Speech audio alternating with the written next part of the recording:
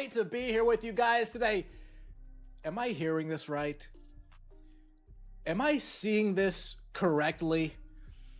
The Indiana Fever barely beat the Connecticut Sun last night. The Indiana Fever struggling to beat the Connecticut Sun. It took Sophie Cunningham heroics in the fourth, Caitlin Clark heroics in the fourth to beat the Connecticut Sun. Yo, Stephanie. Stephanie White stood there, eyes wide, as the reality finally set in during the post-game presser. The crowd wasn't just booing the hit. A massive wave of fans was actually cheering for the person who delivered it. It was a total breakdown of the narrative she had tried to build for months.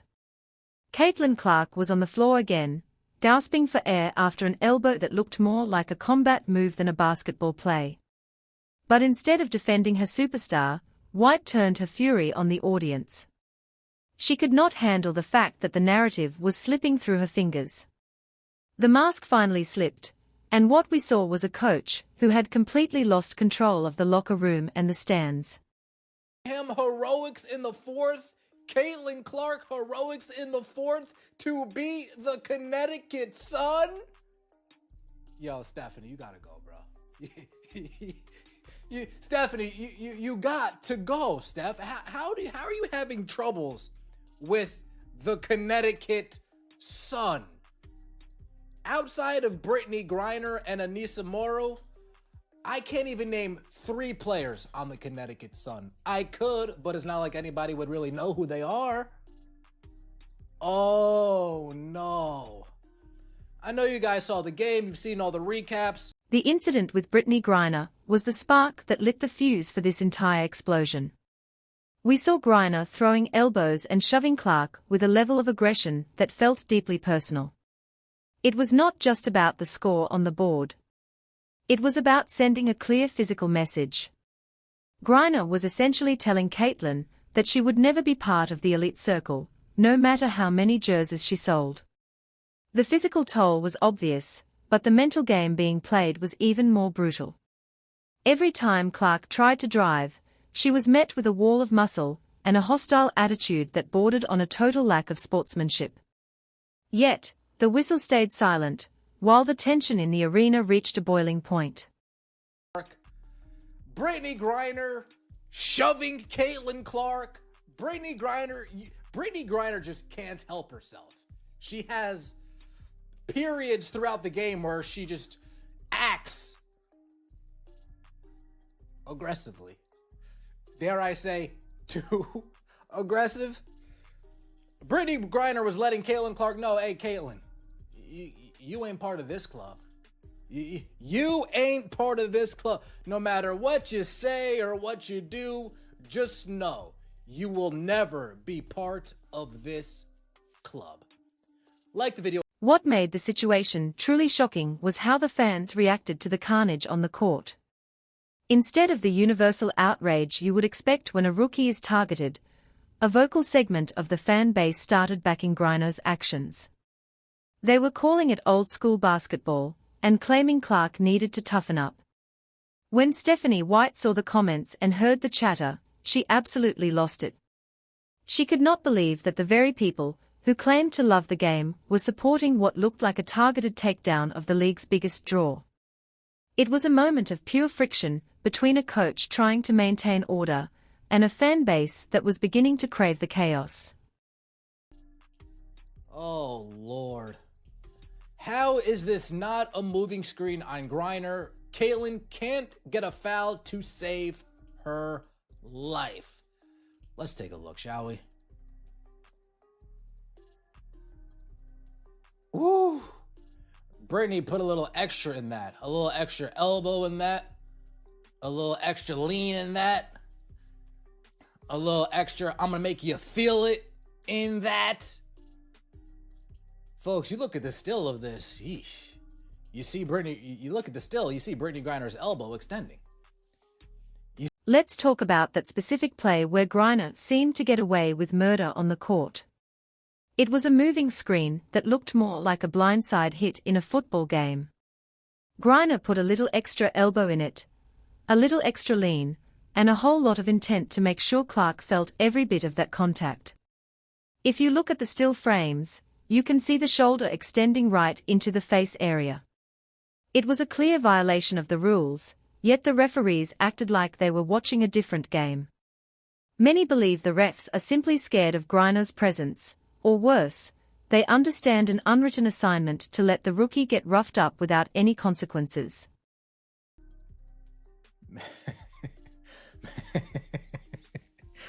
Man shouldn't be allowed to play in women's sports. Damn. Dirty ass man playing in the W. Should have just left his stupid ass in Russian jail. God damn.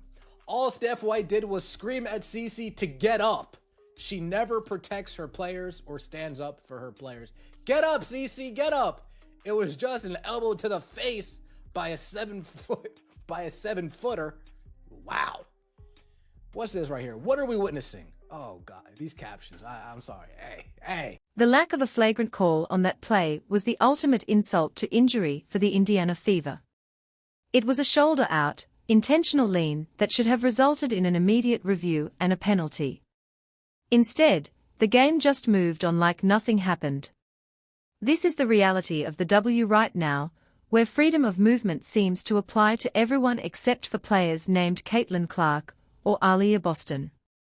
There is zero incentive for anyone to play clean when the league has already secured its media deals and its new CBA. The green light has been given to play as dirty as possible against the new face of the league, and the coaching staff is standing by, doing absolutely nothing. All Steph White did was scream at Cece to get up. She never protects her players or stands up for her players. Get up, Cece, get up.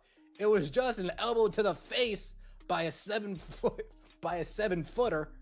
Wow. What's this right here? What are we witnessing? Oh, God, these captions. I'm sorry. Hey. A grown man runs through Caitlin Clark, foul on Caitlin Clark. They hate her, bro. Oh, what am I in store for here? What do we got here? Stephanie White's reaction to the physical assault on her own player was perhaps the most disappointing part of the night. Instead of catching a technical foul to protect her star, she was seen screaming at Caitlin to just get up. Imagine being hit by a 7-footer with an elbow to the face, and having your own coach tell you to stop complaining. White has repeatedly allowed this to happen day in and day out, without standing up for her roster. A coach is supposed to be the first line of defense against unfair treatment, but in this case, she seemed more interested in keeping the peace with the league than protecting the health of her franchise player. Damn. Oh, God. Oh, shoot. Oh, I had been saying this half joking, but now I would love to see Cece announce she's playing to leave. She's leaving to play overseas. The W would crumble, and she'd be an international superstar. You know what? Now I'm thinking, remember that clip last year of Brittney Griner saying that effing whack call? No, now I'm thinking she said that effing white. Oh, God. Brittney Griner. Hater. Back-to-back flagrant fouls. Brittney Griner wasn't tossed out of this game? Damn. The frustration from the fans who actually care about the integrity of the game is reaching a fever pitch. Some are even suggesting that Clark should just pack her bags and head overseas, where she would be treated like the international superstar she is. The W would crumble without her, and everyone knows it, yet they continue to allow these dirty plays to go unpunished. It is a bizarre strategy for a league that is finally seeing record-breaking growth. Why would you allow your most valuable asset to be treated like a punching bag? It makes no sense from a business perspective, and it makes even less sense from a competitive one. Teams that don't have division on them, within them, don't have 2-hour meetings. Number one. Stephanie White. The people that are creating news from fans, from these damn YouTubers, from damn people on Twitter, the people that are creating news from that are the same losers that you give credentials in that room with you right now. The same people that have credentials to cover this talk about the social media drama, talk about the social media news, the conspiracy theories, if you will. The people in the... But the real fireworks started when Stephanie White addressed the media and blamed the division on social media bots and YouTubers. She claimed that creating news from fan comments was the real problem facing the team. This was a direct attack on the fans, who have been pointing out the obvious flaws in her coaching and the lack of protection for Clark. She tried to dismiss the legitimate concerns of thousands of people as mere conspiracy theories or digital noise. It was a defensive move from a coach who knows she is under the microscope and doesn't like what the public is seeing. She is trying to gatekeep the narrative, but the fans aren't buying it. White's comments about legitimate news sources were particularly rich considering the team recently stripped credentials from a reporter who was actually asking the tough questions. They want a room full of stooges who will only ask about the box score and ignore the glaring issues within the building. They want the three musketeers of the local media to keep pushing the company line while the team struggles to beat opponents they should be dominating. It is a classic move to control the flow of information, but in the age of social media that wall is impossible to maintain. The truth about the internal friction is leaking out, and no amount of blaming bots will stop it. Speaking of internal friction, the news coming out of the building is getting spookier by the hour. Reports suggest that the division isn't coming from the fans at all, but from the highest levels of the organization. Names like Lynn Dunn and Kelly Krauskopf are being mentioned as sources of the very leaks that White is trying to blame on social media. If the front office is feeding information to outsiders, then the coach has a much bigger problem than a few tweets. There is a power struggle happening behind the scenes, and Caitlin Clark is caught right in the middle of it. The lack of unity is starting to reflect in the way the team plays on the court. The game against the Connecticut Sun was a perfect example of this dysfunction. The Fever barely scraped by, struggling to beat a team they should have handled with ease. It took late-game heroics from Clark and Sophie Cunningham to secure a win that should have been a blowout. If you can't even name 3 players on the opposing roster, you shouldn't be having this much trouble winning the game. It shows a lack of preparation and a lack of heart from a team that seems more focused on internal drama than basketball. Stephanie White's seat is getting warmer with every game, and her recent outbursts aren't helping her case.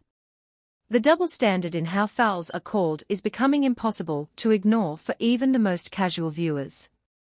When a grown athlete runs through Caitlin Clark, it somehow ends up being a foul on Clark. It is as if the referees have a different rule book for her than they do for anyone else. There was absolutely zero basketball play in some of these fouls, yet the whistle stayed in the pockets of the officials. It is a level of bias that we haven't seen in professional sports in a long time. They seem determined to make her life as difficult as possible, hoping she will eventually just break under the pressure of the constant physicality. Fans are starting to notice that the league's freedom of movement policy is a total myth when it comes to the Fever. While other players can glide through the lane without being touched, Clark is grabbed, held, and bumped on every single possession. It is a miracle she hasn't suffered a major injury yet, given the lack of protection from the officials. And when the coach refuses to get a technical foul to argue these points, it sends a message to the rest of the league that the Fever are an easy target. It tells the other teams that they can do whatever they want to the rookie, and there will be no repercussions. Brittney Griner's role as the enforcer in this situation is also raising a lot of eyebrows. She has had periods throughout her career where she acts with extreme aggression, and this latest game was no exception. By targeting the league's most popular player, she is leaning into a villain role that many fans find distasteful. The fact that she wasn't tossed out of the game after multiple flagrant-level actions shows just how much leeway she is given by the league office. It creates a dangerous environment where the stars of the game are not held to the same standard of conduct as everyone else, leading to a breakdown in on-court discipline.